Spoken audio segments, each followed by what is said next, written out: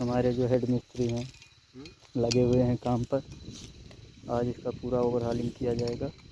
6 speed field marshal engine Rajkot की है जो। इसका रिंग पिस्टन और क्रैंक गियर और क्रैंक का काम होगा, जो कि क्रैंक पूरी तरह से कट चुका है। आज में डीजल जाने की वजह से ऐसा हुआ है, जो कि इसके नाजिल जाम हो चुका है।